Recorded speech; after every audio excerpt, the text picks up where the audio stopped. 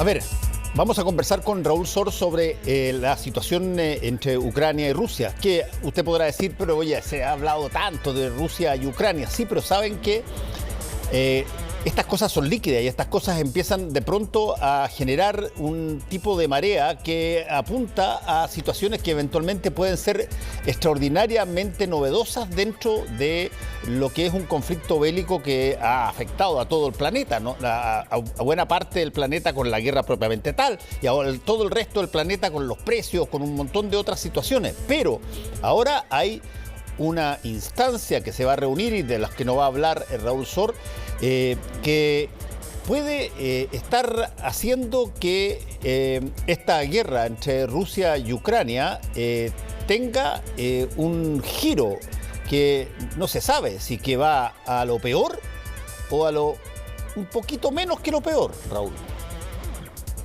Sí, Fernando, porque mañana hay un punto de inflexión y ese es el motivo por qué estamos hablando de la guerra ruso-ucraniana. Y el punto de inflexión es una reunión que van a tener los principales países miembros de la OTAN en Ramstein, es una base militar alemana, y el tema de discusión es qué hacer frente al pedido de tanques que ha formulado Ucrania.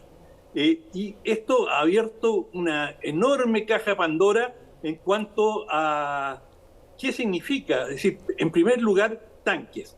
Los tanques en general se han definido como armas ofensivas. Por supuesto, se pueden usar de manera defensiva, pero por definición el tanque con su alta movilidad y poder de fuego es considerado un arma ofensiva.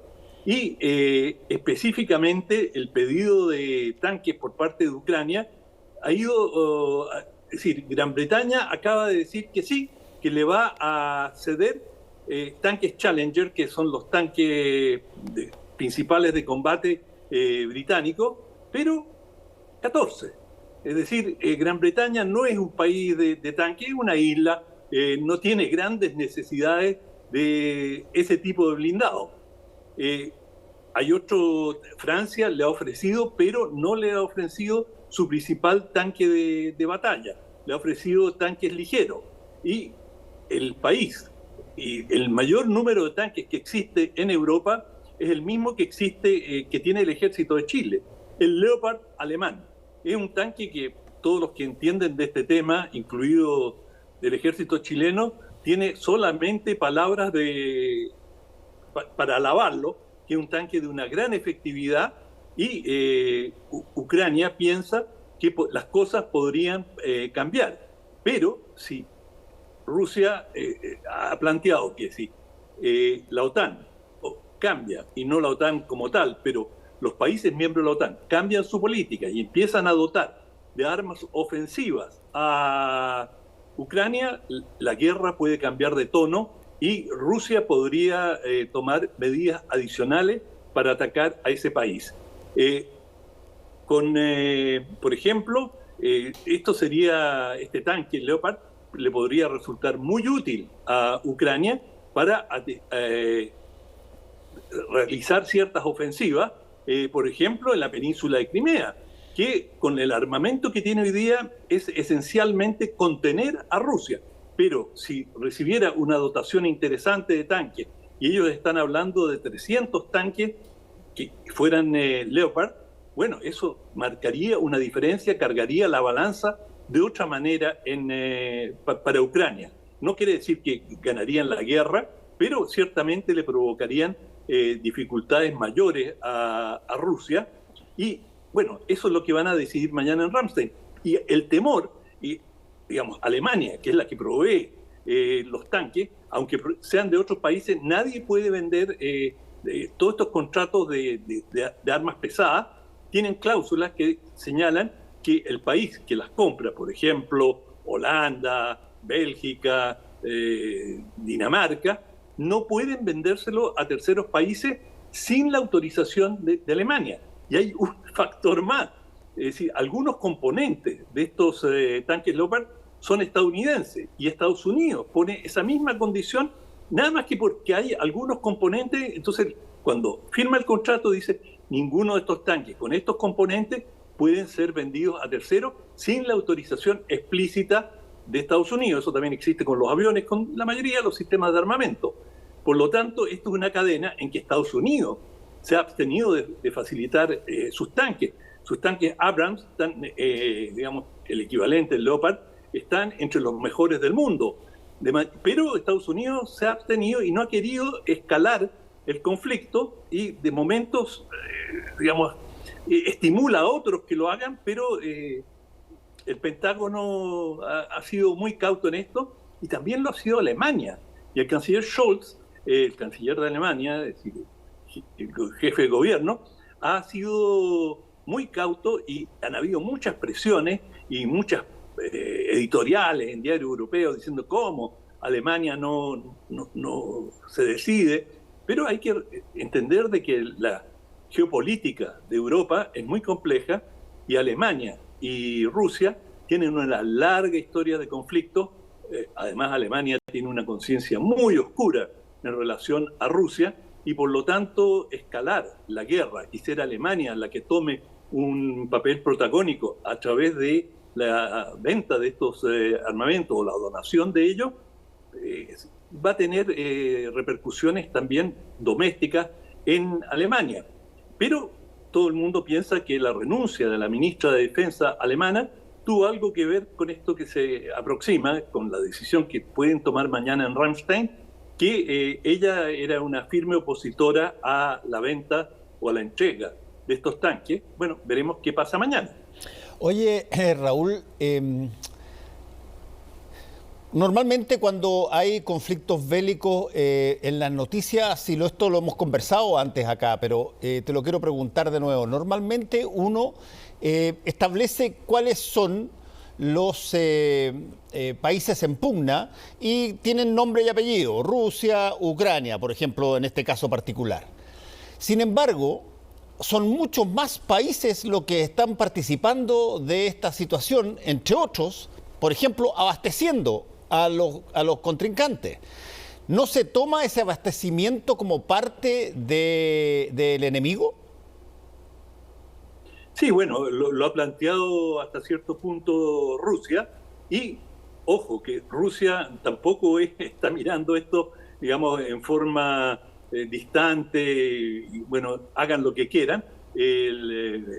Ahora, digamos, es un alto funcionario, pero alternó en la presidencia con Putin. Medvedev planteó hoy que si una gran potencia se ve amenazada, podría recurrir a sus armas nucleares. Es decir, nuevamente una alta autoridad rusa saca la posibilidad o la amenaza, bastante poco velada, si tú quieres, de utilización de armas nucleares. Y esto lo dice hoy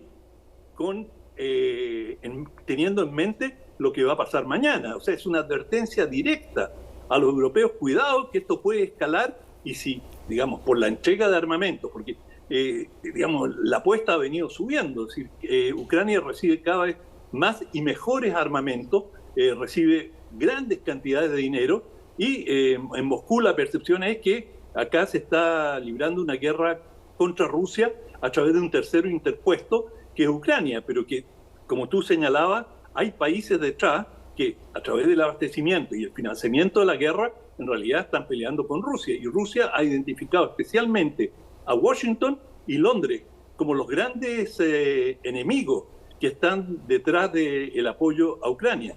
Y esta nueva amenaza nuclear, yo creo que está destinada a hacer cavilar, a hacer dudar a Occidente.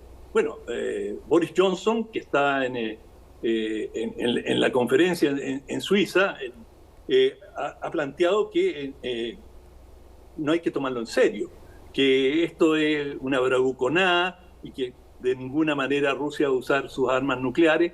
O sea, los desestimó. Y todo esto va creando un ambiente, me refería a la conferencia de Davos, por supuesto, va creando un ambiente de tensión muy complicado, de manera que lo que ocurra mañana tenemos que seguirlo con mucha atención. Podría marcar un salto cualitativo en el conflicto ruso-ucraniano. Raúl, ¿quiénes van a esta reunión mañana? ¿Quiénes son los que parlamentan ahí y toman la decisión si es que se entregan estas armas o no? Ministros de defensa, los principales ministros de defensa de la OTAN, y claro, es decir, ellos son los que expresan la opinión de sus respectivos gobiernos. Es decir, estas decisiones se toman al más alto nivel porque tienen consecuencias que, como tú señalabas en la introducción, pueden alterar completamente el conflicto y hacerlo escalar. Y bueno, uno, como dice, cuando empiezan los conflictos uno sabe cómo parten, pero no saben cómo terminan. Y esto es una escalación muy, muy seria si tiene lugar mañana.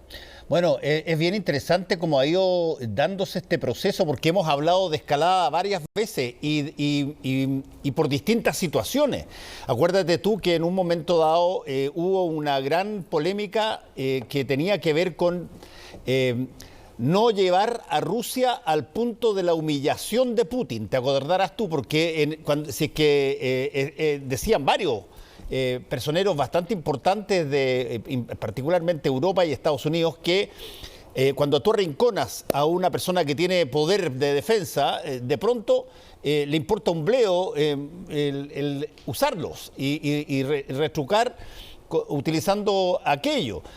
Otras veces el tema era un poco lo que está pasando ahora. ¿Qué pasa si es que países que están también asociados en Europa y que están cerca de Rusia toman claramente el bando por Ucrania y le transfieren, como ha estado pasando, no solamente dinero, sino que además armas mayores? ¿Cómo eso puede alterar las cosas? Al final, siempre se ha estado hablando de qué es lo que genera potencialmente una de las cosas que pasan en distintas guerras y conflictos bélicos, que es lo que tú has denominado muy bien, la escalada. Cuando tú escalas algo, siempre puedes llegar a un punto en que ya no tienes posibilidad de retornar y tienes que jugarte all-in, como diría un jugador de póker. Exacto. Sí, es una realidad, y este conflicto, como tantos conflictos, no ha dejado de escalar. Y bueno, esperemos a ver qué se pasa en esta reunión mañana, en la que todo el mundo anticipa que sí van a autorizar la venta de tanques. Sería sorprendente si no lo hicieran.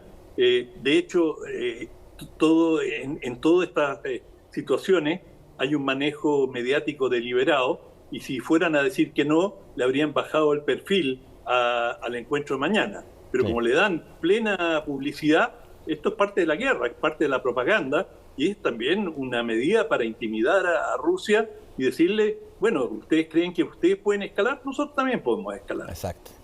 Bueno, Raúl,